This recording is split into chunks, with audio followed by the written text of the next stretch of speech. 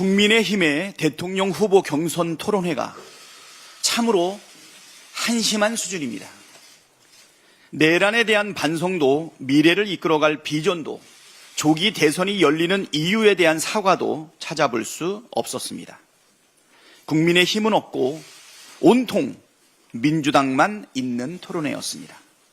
내란 속에 윤석열을 배출한 한때 여당으로 국정 혼란과 위기를 낳은 책임을 지고 사과부터 하는 것이 최소한의 도리와 염치이지만 어떤 반성도 사과도 없었습니다.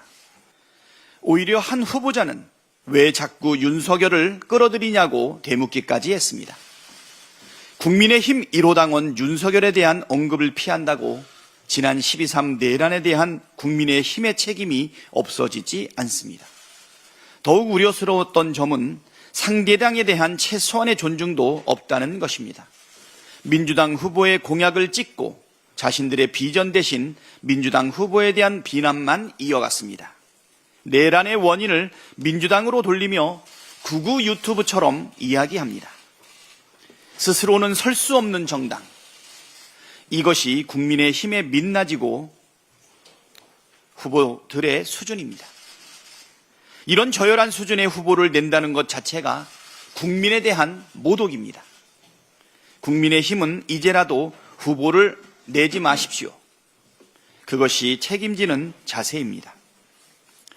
한덕수 총리는 염치가 있다면 대선 불출마 선언부터 하십시오.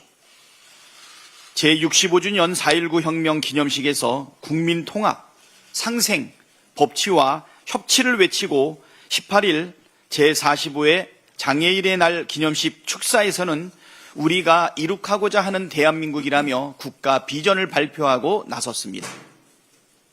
헌법재판관 지명도 모자라 국회 대정부 질문에 불참하고 호남과 영남을 오가며 기업 탐방까지 대통령 선거 준비에 한창인 것처럼 보입니다. 심지어 외신과의 인터뷰에서 대선 출마 가능성을 열어두고 권한대행과 대통령 간 업무에 차이가 없다는 망발까지 서슴지 않았습니다. 권한대행이 대통령 후보처럼 행동하는 것이 정상입니까? 한덕수 총리가 대통령 권한대행으로 해야 할 일은 국정의 안정적 유지와 공정한 대선 관리에 전념하는 것입니다. 자격 없는 총리가 모호하게 노코멘트로 출마설에 연기를 피우며 미국과의 관세 협상 전면에 나선다는 것 자체가 국민을 농락하는 것입니다. 한덕수 총리는 지금이라도 당장 대선 불출마 선언을 하십시오. 그리고 내란 수사에 성실히 응하길 바랍니다.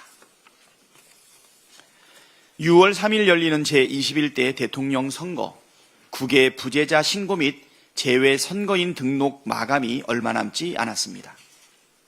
이번 대선은 대한민국의 미래 그리고 대한민국의 명운이 걸린 선거인 만큼 700만 재외국민 여러분의 적극적인 참여가 필요합니다. 지난 3년간 정권의 폭주와 국정 실패로 인해 대한민국의 국격은 심각하게 추락했습니다. 모국이 어려운 일에 처해 있을 때마다 나라의 위상이 흔들릴 때마다 중심을 잡고 민주주의를 바로 세우기 위해 노력해 오신 재외 국민 여러분께서 다시 대한민국을 일으켜 세우는데 동참해 주시길 당부드립니다. 4월 24일 목요일까지 꼭 등록하시고 대한민국의 미래를 바꾸어 주십시오.